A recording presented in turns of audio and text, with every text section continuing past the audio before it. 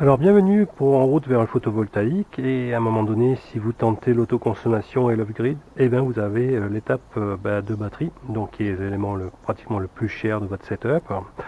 Néanmoins, après mon épisode Alibaba, AliExpress et les 40 voleurs, eh bien j'ai enfin reçu ces batteries comme vous l'avez vu dans le dernier en vrac. Donc on va récapituler. À peu près 3 mois, 1 semaine pour les recevoir, ça transite 3 semaines pour traverser la Chine, il y a quand même 10 jours de départ entre de Shenzhen, puis 3 semaines traversées de Chine. La Russie c'est assez vite, il y a 3 semaines de blocage entre la Russie et la Biélorussie, et puis après un mois et 1 semaine entre la Biélorussie et la Pologne. C'est pris en charge par DPD.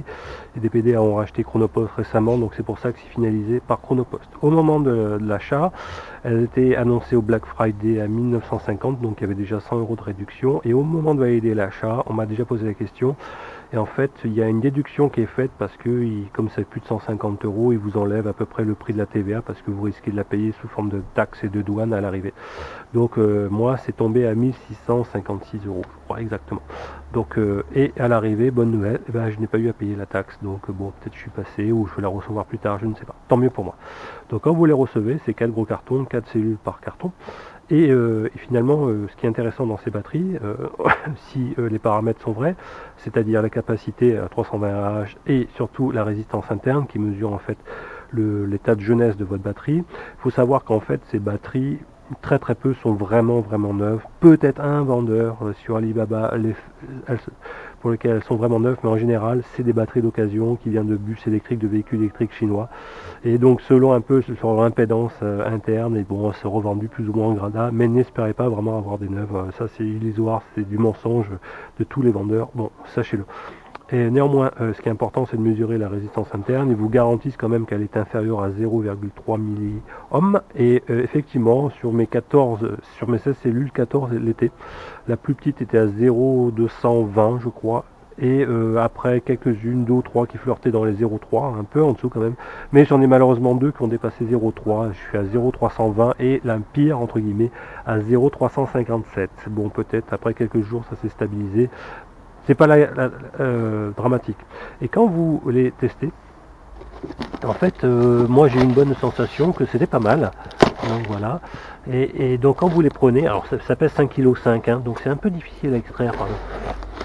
Voilà, vous devez bien tirer et ça reglisse après. Donc voilà. Et donc vous avez l'impression, enfin j'ai toujours l'impression que c'est relativement plat. Mais il s'avère que quand vous les alignez 6, 8 ou 16 d'affilée, ben, vous allez voir que finalement quelques-unes sont légèrement gonflées. Alors est-ce que c'est lié au process de fabrication? Mais en tout cas c'est un élément qui vous dit que ben, c'est pas vraiment des 9. Bon voilà, c'est rien de dramatique, et vous savez que j'ai choisi le caisson avec une forme de compression histoire de maximiser un petit peu leur durée de vie entre guillemets. Alors vous avez plusieurs écoles, ceux qui compressent, ceux qui compressent pas. Moi j'ai décidé de compresser un petit peu à 20,2 Newton. Voilà pour ces éléments de livraison. Est-ce que je recommanderais à ce vendeur? Je ne sais pas. En tout cas, j'ai pas encore validé la commande. Je me laisse encore 15 jours pour au cas ouvrir une dispute si vraiment sur le deuxième paramètre, c'est-à-dire la capacité, ce qui est quand même hyper important, eh bien j'ai des mauvaises surprises. Je vous tiendrai évidemment au courant. Maintenant, c'est l'étape de fabrication du caisson. Alors on se retrouve dans la confection du futur coffret à batterie, et comme vous voyez, eh bien, j'ai le plateau du bas en OSB, et en fait j'ai une grosse contrainte là où je vais installer ma batterie, donc j'ai pas plus de 64,5 cm dans ce placard là, donc je peux pas excéder cette taille là en profondeur. Donc ça c'est l'axe de la profondeur, et donc je vais avoir 2 plateaux comme ça qui vont serrer parce que j'ai décidé de comprimer un petit peu les batteries, et donc en extrémité des 2 planches je vais mettre ces fers plats en 6 mm, donc j'ai percé, donc il va y avoir les 2 rangées de batteries entre, avec de la tige filetée en 8 qui va serrer le tout. Ça va être comprimé entre 1,2 et 1,5 newton, voilà, donc histoire de ramener, et entre, il va y avoir des intercalaires plastiques que je vais vous montrer. Donc pour des contraintes de place, eh ben, les 2 contraintes comme ça seront en fait amovibles, et puis les parois latérales seront fixes, et ben voilà, je les ai commencé à les découper. Et donc il va avoir les côtés rainures vers le haut, parce que l'idée c'est éventuellement d'installer un deuxième module comme ça de caisson pour si un jour je rajoute des batteries. Et j'ai prévu une hauteur de 33 cm, histoire que entre les deux futurs blocs, éventuellement, j'ai un écartement, on va dire, de 13 cm, ce qui me permet de mettre allègrement tout ce qui est BMS, sectionneur, etc.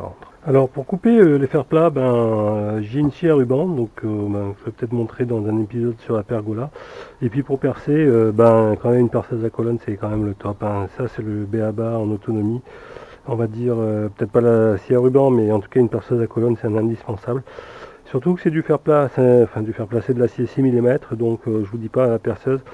Et il faut passer toute la gamme de forêt. J'ai commencé en 2 et puis j'ai fini en 9 ou 10, histoire de passer mes tiges filetées en 8 tranquillement. Alors ça c'est une planche latérale de l'OSB, et comme je vous ai dit, la rainure est au-dessus. Faites attention, dans une OSB, les rainures n'ont pas la même hauteur.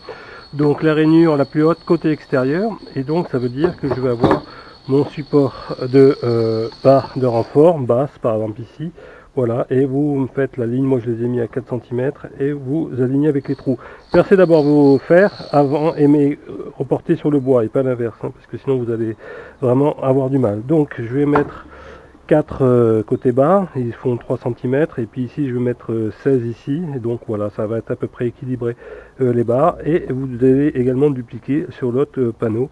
Ça devrait faire 18 mm de OSB 3 plus 6 mm de fer plat, ça va bien renforcer les choses. Alors voici la planche, on va dire percée, donc avec les gabarits, vous voyez c'est mes percements au niveau des fers, c'est pas tout à fait droit, et faites attention de bien limer après, surtout avec de l'OSB qui a un tendance à offrir des échancrures. Voilà, donc pensez bien, parce qu'il va y avoir de la pression, et de toute façon quoi qu'il arrive sur les batteries il faudra mettre quelque chose pour protéger au cas où, voilà, la moindre écharpe etc, ça peut être fatal. Voilà, et là vous le voyez ici, les trous sont ici parce que je vais laisser 13 cm comme je vous avais dit au dessus pour mettre un deuxième plancher et pour mettre tout ce qui est partie BMS etc. Donc il y aura un genre de demi-étage entre éventuellement les deux compartiments de batterie. Donc il nous reste à percer maintenant la deuxième paroi. Alors on se retrouve après avoir percé les trous, donc chacune des barres sont numérotées. Donc voilà pour une par exemple, enfin, pour celle du haut. Bon là je suis juste, j'ai dû entre guillemets ouvrir un peu le côté, mais c'est pas grave parce que ça sera le côté intérieur et haut et bas. Et également de l'autre côté j'ai préparé en fait des tasseaux sur lesquels va se reposer le plateau du haut, enfin un genre de couvercle, et là sans qu'il y aura éventuellement entre le BMS etc. Et puis d'ici là je pourrais mettre par exemple un second étage dans l'histoire. Donc qu'est-ce qu'il me reste à faire? Il me reste à découper des intercalaires plastiques que je vais mettre entre les cellules, histoire de quand je vais les compresser, de rajouter un élément au cas où, je sais pas, la pellicule bleue cède ou quoi que ce soit, pour éviter tout court-circuit, surtout avec l'OSB, la moindre échancrure pardonnerait pas. Alors on se retrouve dans la suite des conceptions de la boîte. Alors finalement j'ai changé, j'ai mis des tiges en M6 et pas en M8 parce que j'avais des contraintes de place. Donc ce qui est mis en position fixe, ce sont les parois latérales avec 4 équerres de chaque côté. Donc voilà, et vous voyez le résultat. Et puis là en fait je vais mettre les batteries, donc vous voyez les deux slots de rangée, et puis je vais adapter un peu la longueur ici, voilà. Donc je vais avancer, et ce sont ces parois là qui seront amovibles, qui vont certainement se contracter. Je pense gagner quand je vais insérer 1 cm. Mais bon, vous voyez un peu le résultat, il n'y aura plus qu'à couper, tronçonner pour ajuster à la longueur de la tige filetée, mais ça commence à prendre forme. Donc c'est pas mal sur 6 roulettes, vous voyez un peu la place que ça prend sur un kit quoi. Allez, je commence à remplir un peu le caisson pour commencer à serrer, enfin juste faire des premiers essais. Et là vous voyez, j'en ai disposé les 3 premiers. Alors évidemment, comme ce sera un branchement serré, ne pas oublier à inverser, hein, vous voyez on va dire la translation. Alors je vous rappelle que le blanc en fait c'est plutôt le pôle négatif et le noir c'est le pôle positif. Donc comme les bus bars vont être installés plutôt horizontalement, donc il faut bien penser à les inverser. Et puis vous voyez, entre chaque batterie je mets ce genre d'intercalaire. Alors merci encore une fois Jean-Pierre qui m'a donné ces intercalaires, la personne du réseau autonome qui m'avait donné un coup de main pour l'installation des panneaux. Donc voilà, et bien vous voyez, je vais installer le 4e module. Voilà, hop. Bon, j'ai de la place, vous voyez, comme vous voyez, j'ai de la place entre mes tiges. J'aurais pu gagner quelques centimètres, on va dire, en largeur. Bon, ça sera peut-être pour une version 2.0 du caisson. Et comme vous voyez, vous avez la rainure extérieure qui me permettra de superposer, bien sûr en consolidant le tout, et ben pourquoi pas un deuxième étage de batterie. Bon, voici à peu près les 16 cellules installées, et j'ai disqué un peu les extrémités des tiges filetées, et là je suis en train de régler parce qu'il ne faut pas que ça dépasse d'un côté. Donc normalement ça devrait rentrer, et il faut que le boulon rentre dans cet interstice, sinon je suis dans le baba au niveau du placard. Bon, ça devrait être bon en serrant, et vous affinez un peu la coupe avec ce genre de pince, excusez-moi, de clé dynamométrique, donc entre 1 Newton 2, 1 Newton 5. Voilà, bon ça fait pas beaucoup, hein, mais c'est histoire de compresser un petit peu. Vous allez pouvoir gagner à peu près 1 cm en compression. Voilà, donc bon là je fais des essais, je vois un peu, et puis j'affinerai le cas présent. Et à la limite, il va falloir que, j'ai pas de poste à souder, mais que je soude un des écrous en extrémité. Comme ça les bloque, et j'affine que sur l'autre après. Voilà, alors ça pèse quand même son poids, hein, c'est ce petit chariot là, mine de rien. Bon, hein, on sent qu'il y a des 90 kg allègrement, plus le poids de ce chariot là, ça doit faire dans les 100 kg facile.